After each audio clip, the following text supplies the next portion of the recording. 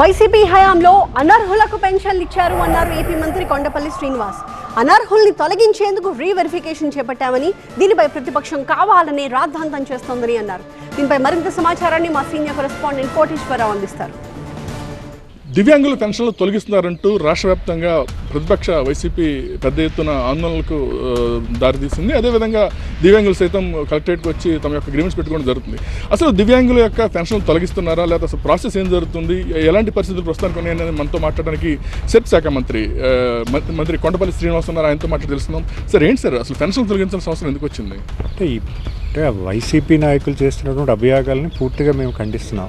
అంటే మొదటి నుంచి కూడా వాళ్ళు ఒక తప్పుడు ప్రచారం చేస్తున్నారు. ప్రభుత్వం ఏర్పడి జూలై 1వ తారీఖు 2024లో 65,18,000 మందికి మేము పెన్షన్ ఇవ్వడం మొదలుపెట్టాం.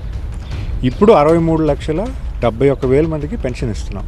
అంటే కేవలం అక్కడ 1,40,000, 1,50,000 మందికి పెన్షన్ తగ్గింది. తగ్గడం కూడా ఎవరు కాలానుగుణంగా చనిపోయిన వాళ్ళు. అది క్యాన్సిల్ చేసినట్టు కాదు. మనిషి చనిపోతే క్యాన్సిల్ చేసినట్టు ఎలాగవుతుంది? క్యాన్సిల్ చేసినట్టే కాదు.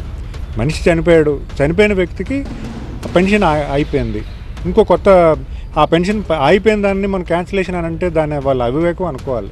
సో ఆ 1,40,000-50,000 మాత్రమే మనకు పెన్షన్స్ తగ్గాయి. ఈ రోజు వరకు కూడా ఎవరికి కూడా పెన్షన్ మేము క్యాన్సిల్ చేయలేదు, తగ్గించలేదు.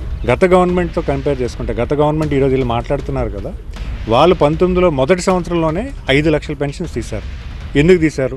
వాళ్ళు కూడా పెన్షన్దారులు తీసుకున్నప్పుడు వాళ్ళు కూడా నిరుపేద కుటుంబాలే.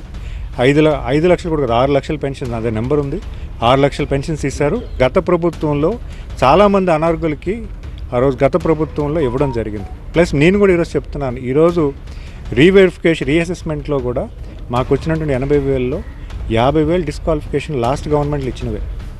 అయితే దానికి కూడా ఏం చేయాలి, ఎలా చేయాలి అంటే దాన్ని కూడా గౌరవ ముఖ్యమంత్రి గారు అయితే ఆలోచన చేస్తున్నారు ఏం చేద్దాం అనేది. సో ఖచ్చితంగా మేము కూడా చెప్తాం.